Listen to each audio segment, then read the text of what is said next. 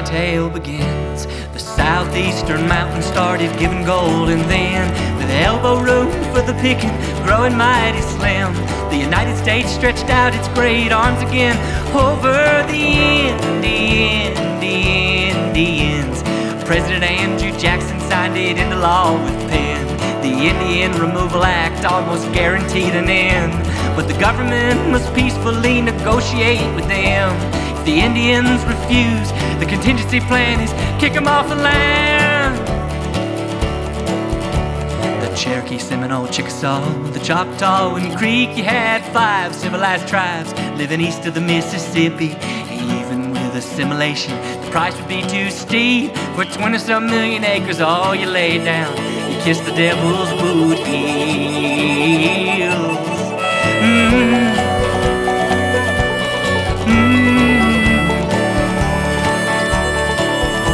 So thus began the tedious burden of removal, while treaty rights and Supreme Court rulings were denied and refused. You know, John Marshall's court declared we must abide by what we swore.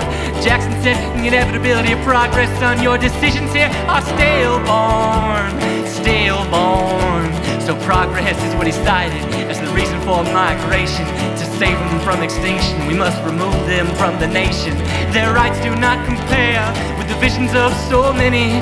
Jackson said my gospel should be plenty to get my face on the 20. By 1838 the task had fallen to Van Buren, all but nothing could have changed the same God they had been serving. They called for something to sign it with Principal Chief. He never signed it, but there was nothing to be done once the feds had it in writing.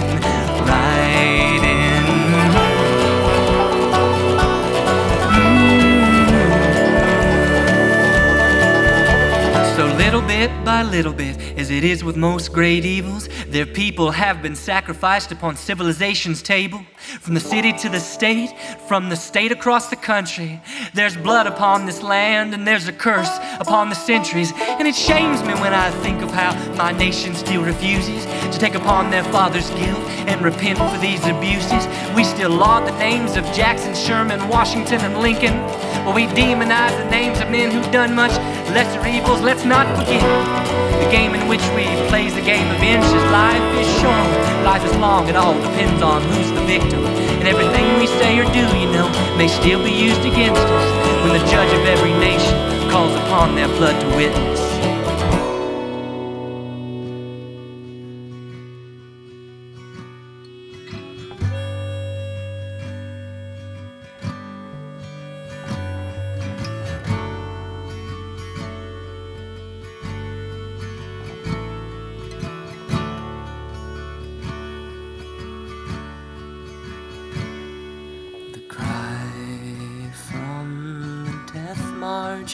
Was so fierce.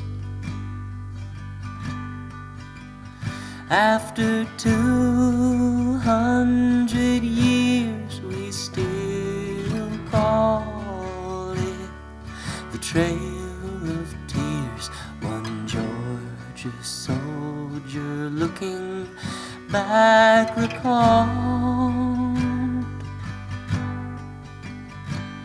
It was the cruelest business that he ever saw in record cold. In winter months they left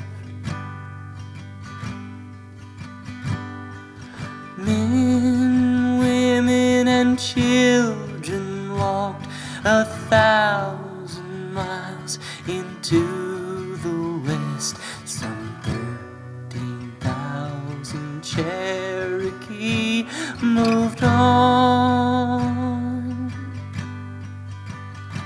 Some 4,000 died between Tennessee and Oklahoma. It won't be made right until the day the land is restored